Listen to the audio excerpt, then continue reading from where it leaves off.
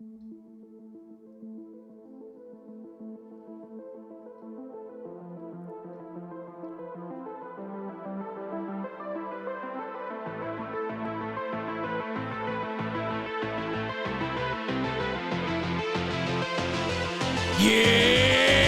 Friday!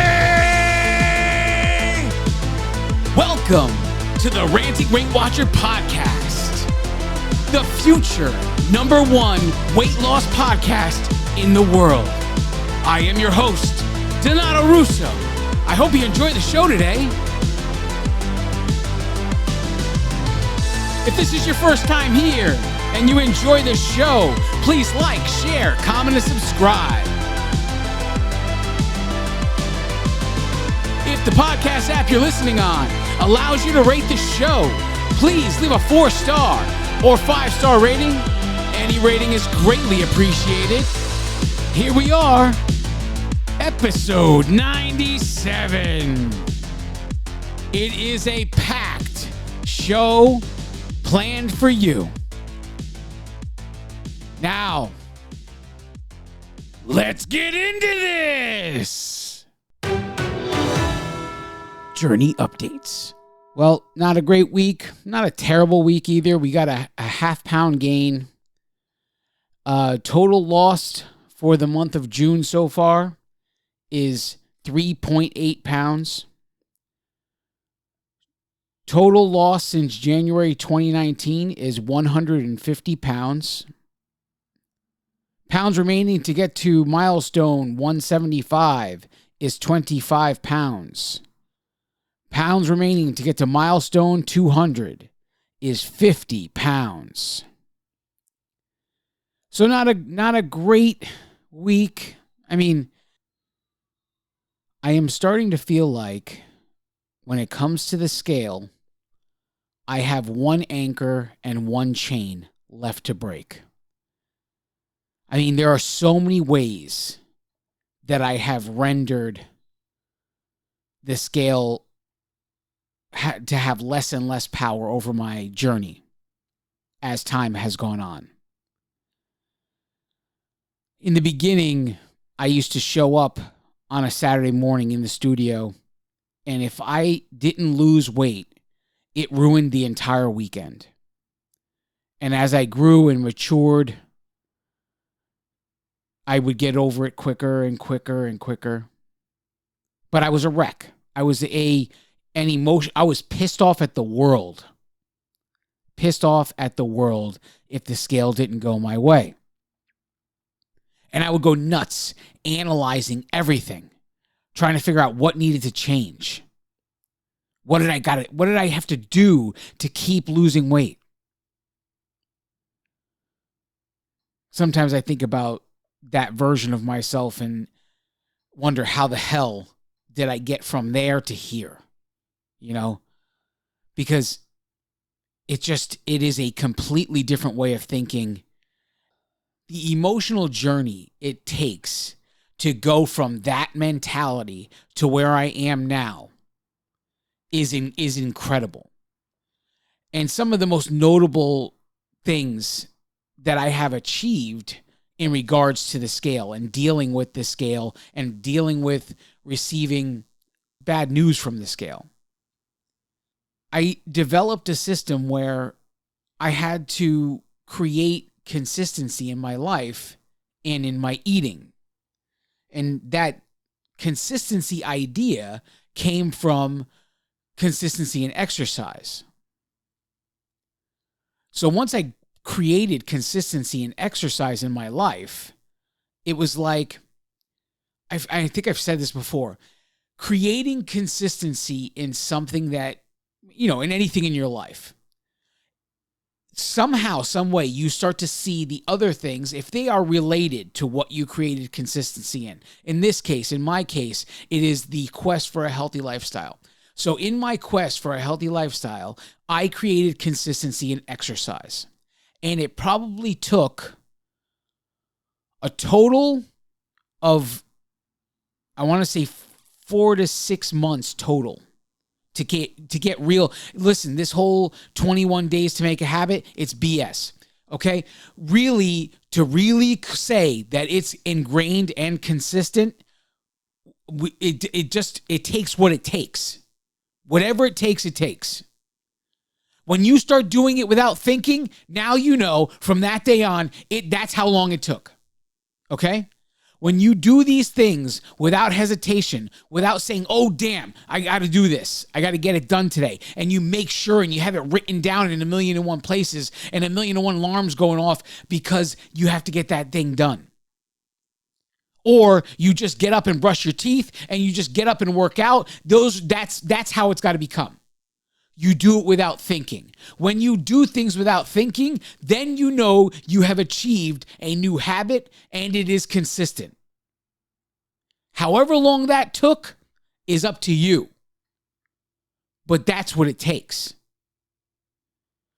So it took me probably 4 to 6 months to create real consistency in my life. And that was because every time I made a change, I gave the change an additional 4 weeks. I did one thing, I did it for 4 weeks. I added something, I did that for 4 weeks. I added something else. Do you understand? Everything was in 4-week intervals. And that's how it turned into 6 months pretty easily. But all of a sudden, I started to see inconsistency in other areas of my journey when I created consistency in one area of my journey. It was like shining the light on the other stuff. So it became like, well, if I created consistency here, how do I do it there? Come up with a plan. Do it the same way. Give a duration. However long that duration goes, you don't make any changes. You just deal with it, right? So then I created that consistency in my eating. Now, everybody would think that I eat very boring. When I say I took the first 6, 7 months of my journey to decide what I liked, and I stuck to it. Same breakfast every day, 7 days a week. Same lunch, 6, 7 days a week. Some days it's 6, some weeks it's 6, some weeks it's 7. Okay? But the same lunch the overwhelming majority of the week. The dinner is the same every Monday, every Tuesday, every Wednesday. I created such consistency because these were the things. Number one, I could depend on them being healthy and good choices. Number two, they tasted good. And they sustained me. Number three. Those were the most important things. I made minor adjustments as I learned how to deal with things in my life, like night cravings. I upped protein at dinner, and that changed the night craving situation for good. I read an article that said if you want to stop night cravings, eat more protein at dinner. Like the majority of your plate needs to be protein. So I started experimenting. And from the day I experimented, the very first day, I never craved anything sweet after dinner ever again. And I've been doing it since. But that was how minor of adjustments I made.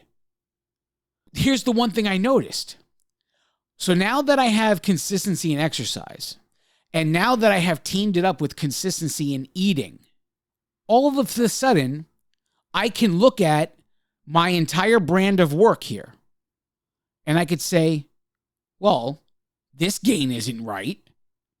I know what I did. I know the work I put in. So we're just going to deal with it. And all of a sudden, a new system was put in place about no more changes unless the gain becomes a trend.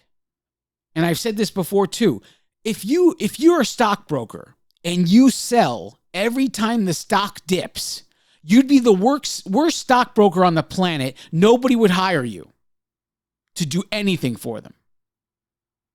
Because stock market goes up and down like crazy. And you got to know how to ride the trend. It's the same thing with weight loss.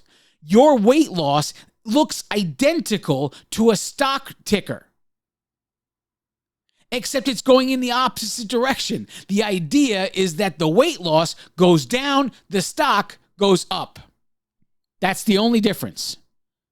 If the stock dips and you sell every time, you're going to end up losing a lot of money. But if you wait it out, it might climb up again. With the same idea in mind, I implemented consistency in trusting the scale to make a change. So I said, okay, fine, I got a gain this week. And now we wait. And if it was 2 gains in a row, I still waited. No changes. Because 3 weeks makes a trend. If I had 3 gains in a row, then I made a change. Then I decided to analyze. And listen, my tracker was 97% accurate. It's not perfect, but it's 97% accurate. I could depend on the data in there. And so when I go to look at my tracker on the 3rd gain and do some real analysis of what I need to do, I could depend on the information there. Now, if I had skipped any bit of tracking, now I can't depend on that data anymore. And now everything is ruined. Because there's a consistency in exercise, there's consistency, or what we think is consistency in eating, but no consistency in tracking. So now we can't depend on the data. We can only think of what we ate. And here's what I know about the human nature. Human nature tends not to remember the things they did that they consider bad. They remember everything they did that they consider good. So in the essence of this creation, when I said we aren't making changes anymore unless the gain becomes a trend. So I had to get 3 gains in a row in order to make a change. And every time I created something like this, the scale had less and less power. Another thing I did to give the scale less power is I stopped putting deadlines on scale goals. I learned really quickly adding a deadline to a scale goal was absolutely ludicrous. Because of how consistent I was being and because of how much my weight fluctuated, there was no chance in hell that I was going to make deadlines anymore. Listen, if I kept making deadlines, the amount of times it took to get to 100, the amount of deadlines I blew getting to 100 pounds loss, I probably would have quit already. That's what taught me my lesson. Chasing 100 is what taught me the lesson to stop putting deadlines on scale goals. Because every time I adjusted again. I adjusted again. Stupidity. It was stupidity. Because all it did was create more disappointment. All it did. But once I started creating consistency in everything else, I knew I could depend on those things. And so eliminating deadlines on the scale gave the scale even less power. And all of my value, everything that I hold and I'm proud of, is in the work that I put into this journey. The meticulous nature of which I track, the consistent nature of which I exercise and eat, my ability to foresee changes I may need to make in future based on current data. I'm always looking at data. That's basically it. Because I can foresee what can come. When this training told me, Don, there's no way you're going to want to leave the house at 5 p.m. and then go for an hour and a half walk and then come home and eat dinner. There is no way you're going to want to do that. And you know it. So make a plan now, because that's going to be the only way you succeed. Do not hit a crash course thinking you're going to be able to make it when you know in your head there's no way you're going to want to punch out from work and leave the house at 5 o'clock an hour later than you normally would. There's no way you're going to want that. So I made the plan. I implemented the plan. And the plan is going smoothly ever since. I'm waking up at 4 in the morning, which The majority of you might think that's crazy, but you know what? It takes what it takes. If I decide waking up at 4 a.m. is what it takes, then it takes what it takes. There's so many things when you look at someone who's successful in the journey, in anything in life. When you look at somebody who created tons and tons of wealth, and you look at what they do on a daily basis, and you say, wow, that's not necessary. You don't need to do all that. Meanwhile, that's the guy with the billions and billions of dollars. And you're the one you're broke and you're saying that's not necessary. Do you understand where I'm going here? You can watch anybody who had tremendous success in health, weight loss, and in their health journeys. And you could see the things that they do. And I'm sure that you could say 2 or 3 things that they do, not necessary for you. Meanwhile, they're the one with the tremendous success and you're struggling every week. They tell you for a reason, surround yourself with people who are better than you and you will learn from them. I mean, my dad used to say that all the time. If there was one thing my dad instilled in me, he instilled, if you hang out with people who are scum, you're going to be scum.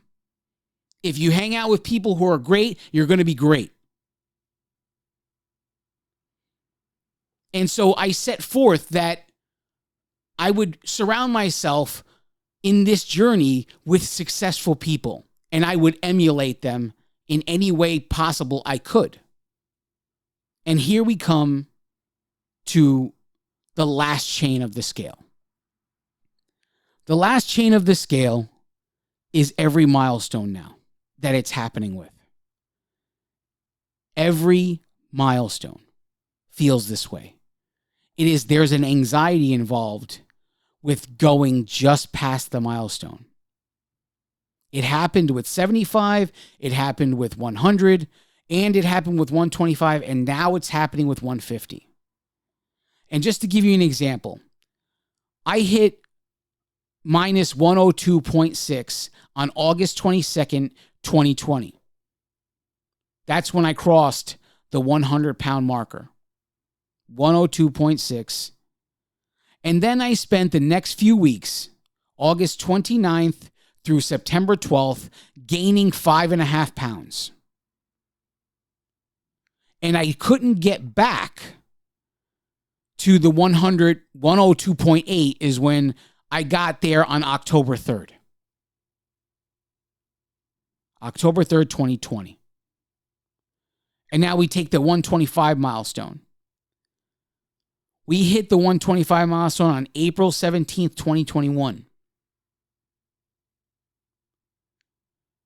From the 24th of April to May 8th, we gained 4.5 pounds. And then it took me until May 15th to get back to 126.8. When I hit the 150 milestone here, something changed in me. I'm even still analyzing it now because I'm having it's probably not healthy to think the way I think right now. And I'm not telling you it is, but nothing seems worth it anymore. I remember when I first started this journey and I was so motivated and so determined to lose weight that nothing seemed worth eating. If it meant the detriment of the journey, nothing seemed worth eating. It was just food. That's the way I thought. And then I achieved some level of success and I relaxed. I probably relaxed too much at this point because there are a lot of habits that I don't like, especially when it comes to the weekends. And I want to fix those. I want the weekends to be just as regimented as Monday through Friday. I want to do it without thinking. When I hit the 150 milestone, it was the first milestone I ever had that I didn't have a celebration meal planned.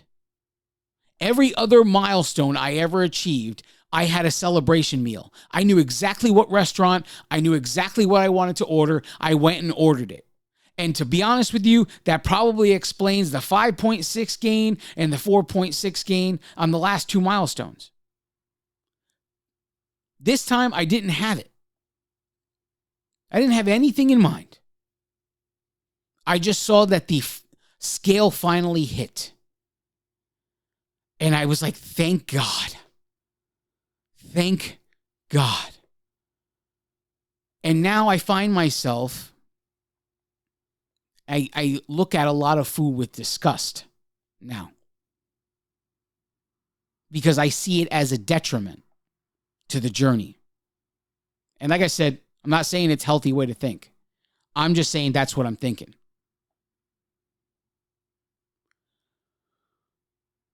I'm not sure how to deal with this. But you know what? We're going to take a break. Don't go anywhere.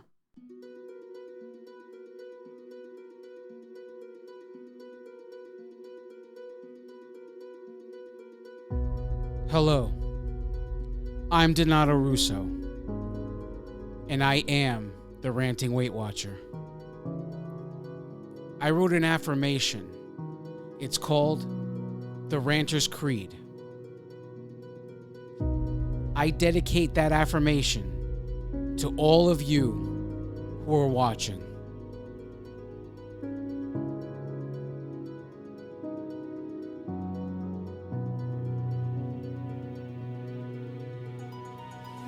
Nothing can stand in your way because you are an unstoppable force. Your challenges crumble in your presence because you are so strong. Your insecurities no longer have power over your life because you are so confident. Your mistakes are your choices, and you are okay with this because you are so intelligent. The mirror and the scale no longer haunt you because you are so beautiful. You can face any circumstance with unwavering support because you are so loved. The demons of your past can no longer torment you because you love yourself. All things are possible as long as you believe because God is on your side. You will achieve all of your goals, not if, but when, because you have no boundaries. You are the champion of your story because you do whatever it takes to win. No one can take what you've done away from you because you are the author and the hero of your story. Arise, champion. The victory is yours.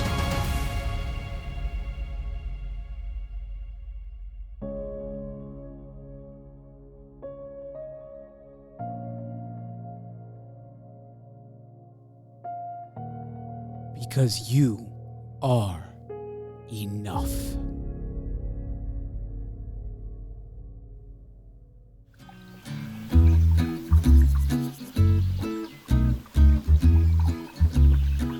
And now it's time for Random Facts You Didn't Know You Needed to Know with the Ranting Weight Watcher. Hi, everybody. So we got our first ever email from a listener by the name of Heather. And it says, strange but true laws that are still on the books. Florida's elephant riders get no special treatment. If planning on parking their elephants at a paid meter, they must pop in some change, and here's one more. Florida is also tough on the unmarried woman who plans on doing her parachuting on Sundays. Not a problem if you're in the company of your husband, though. All right. It seems incomplete, but that's all there is, and that's from Heather. Thank you, Heather. Thank you for being the first one.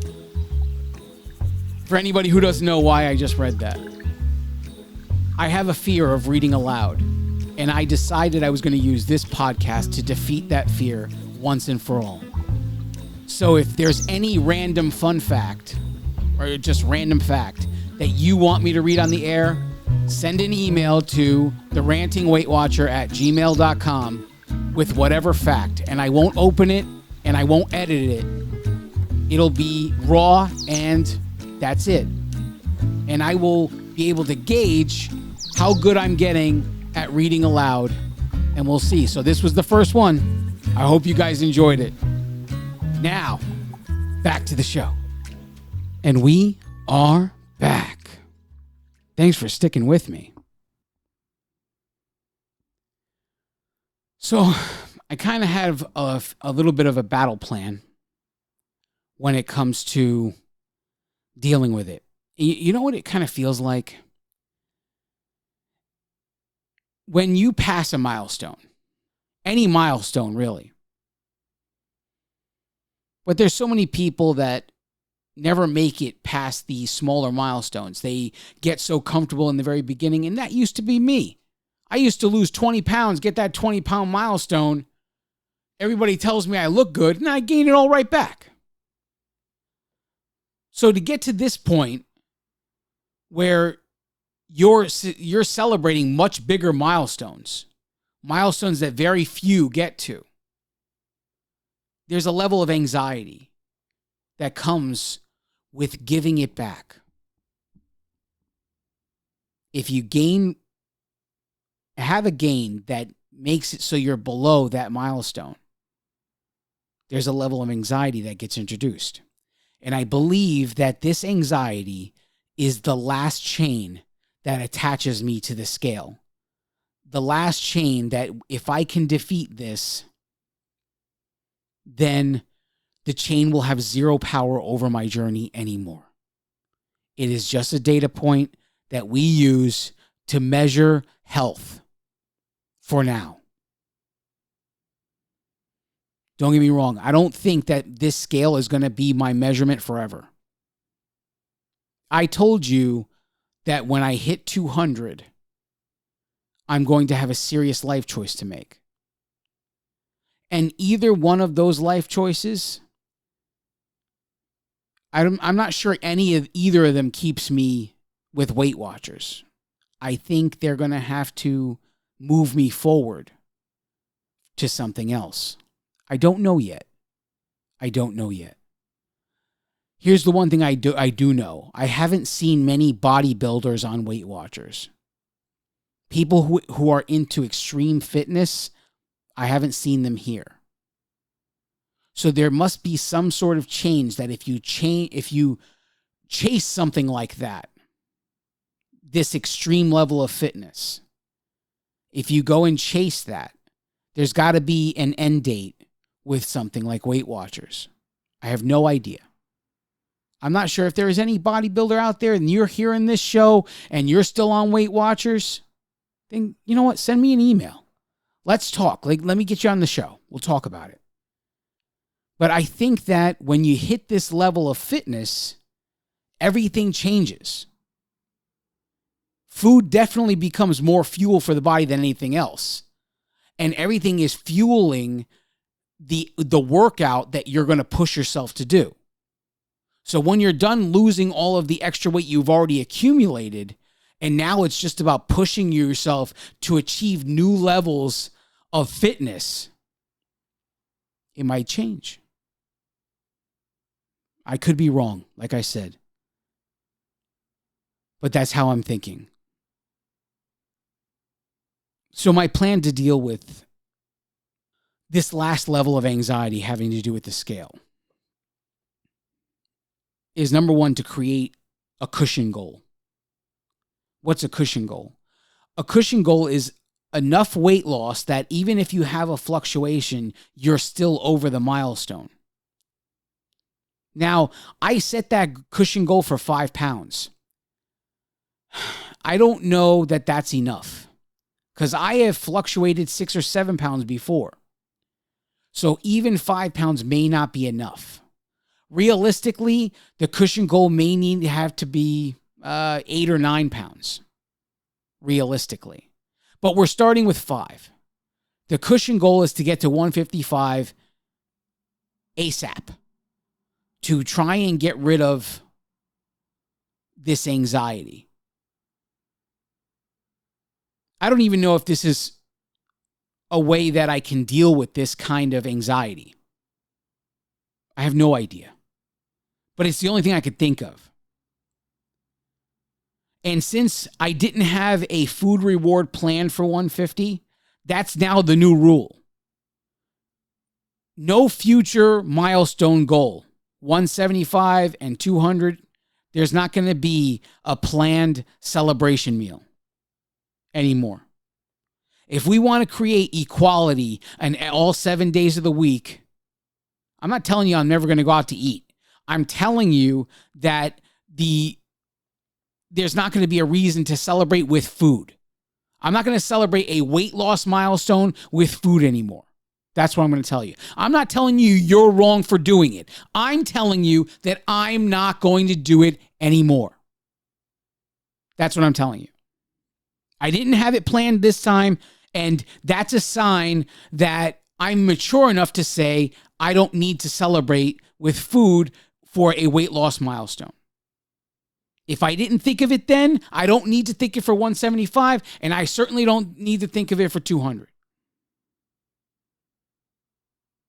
I got to think of anything. Are there any quick adjustments I need to make? I have to look at my tracker. Is there anything that can be sacrificed to get to this cushion goal as soon as possible? Now, people hear sacrifice and they think, hey, no, don't give up stuff because then you're going to just want it and all this stuff. Yeah, I get it. I understand all of that. I also understand at any given moment, you have to be willing to give up everything that you think makes you who you are so you can achieve everything you ever were supposed to. I also know that. So these things that I love, these items, these food items that I love, they're not me. They're not who I am. They're not the new version of myself I'm striving to become. And they may not have part of that person's life. And if the difference between me and that person is a cookie, you could bet your sweet ass the cookie's gone. Think about that for a second. What if the difference between who you are now to who you're meant to become is a random food item that you can't live without right now? All of your dreams, all of your hopes, all of your wishes. What if the one thing that stands between you and that version of yourself is the one food item you love the most? Now, what's more important? Is the food item more important? Or is that new version of yourself more important? If you truly believe, if you're truly dreaming to become this person, and that person that you want to become is telling you, in order to be here, you need to make this sacrifice. If they tell you that, are you willing to do it? And all I'm telling you is, the day I hit 150, I suddenly became willing to give up everything. I don't know if this is a healthy way of thinking, but nothing seems worth it anymore. I go to restaurants and I stare at menus for God knows how long, trying to figure out what to eat because nothing seems worth eating considering the amount of points it would be. Can you make good choices at restaurants? Sure you can.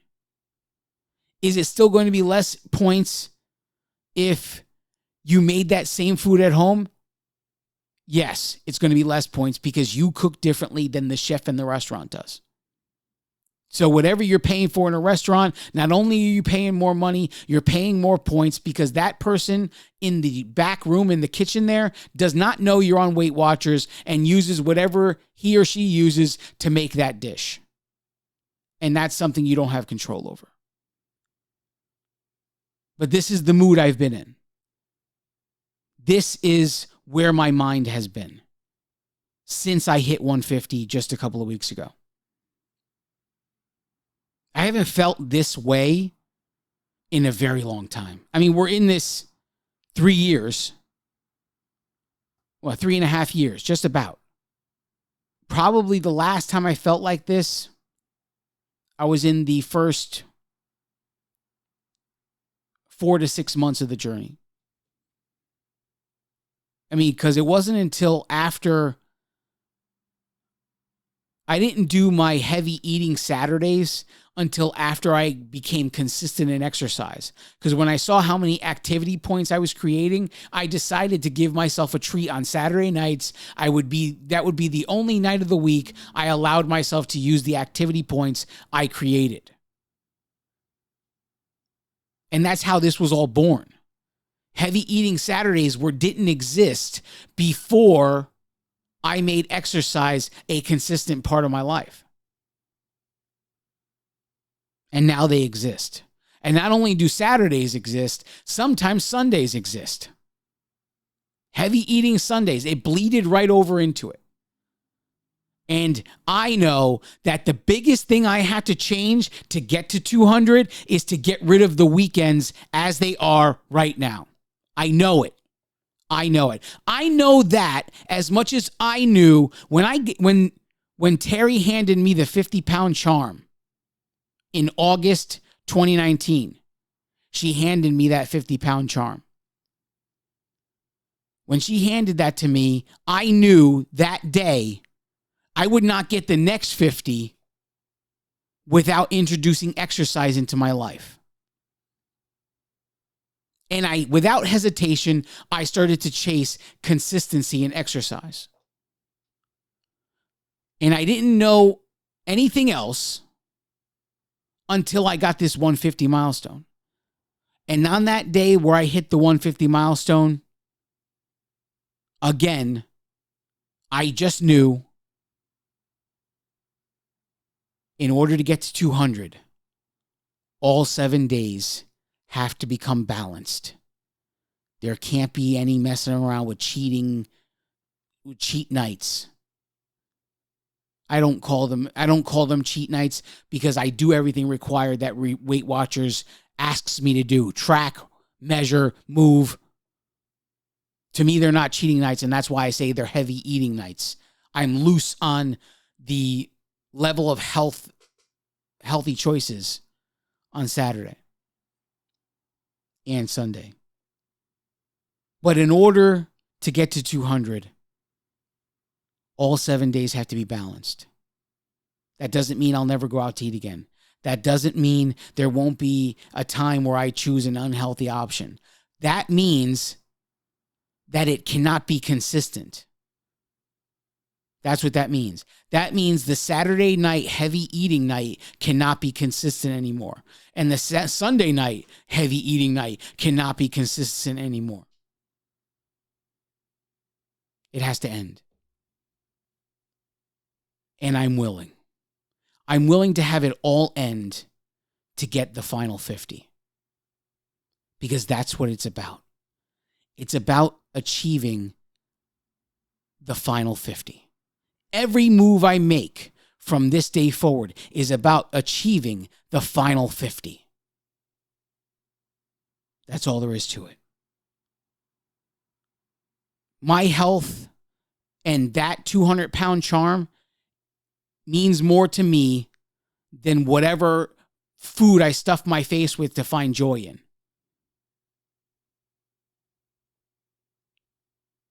It sounds horrible to say it like that, but that's how I'm dramatic like that. When I want to make a point, I like to be dramatic. Because when I'm dramatic, people don't tend to forget what I say.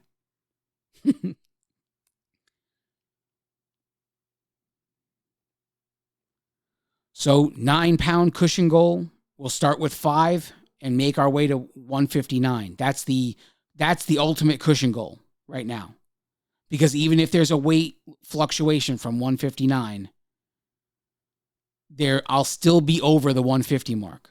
And I won't have this anxiety of feeling like the back of my heels is at the edge of a cliff. Because that's how it feels.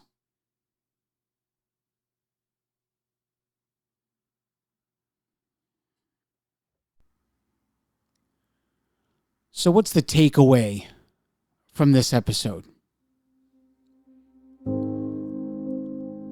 I guess you could say I don't have all the answers. This is one of those times where maybe I'm wrong. I mean, it's not as if I was never wrong before. But here's one thing, if you don't know about me, I'll tell you. I learned every lesson in my life, every single one, by deciding, doing, failing, and doing again. Deciding, doing, failing, and doing again. My entire life, and I'm here at this point. And I've never changed my methods. So maybe the way I'm thinking right now is dangerous. Maybe the way I'm thinking right now is completely stupid. Maybe the way I'm thinking right now is exactly what's going to get me the final 50. But I don't know any of those things if I don't do anything. If I don't do anything, I guarantee one thing: I don't get the final 50. Things have to be handled differently to get the final 50. That much I know. I have zero doubt in my mind that whatever got me to this point isn't going to be enough to get me to the final point. I know this. I've come to terms with it. Now I'm trying to figure out what extra do I need to get to that final point. Because there's always extra. There's always more. There's always something else required from the journey. There's always a new sacrifice. And I'm just trying to figure out what it is.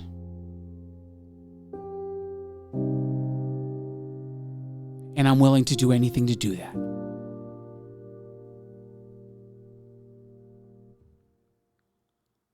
I love each and every one of you. God bless you all.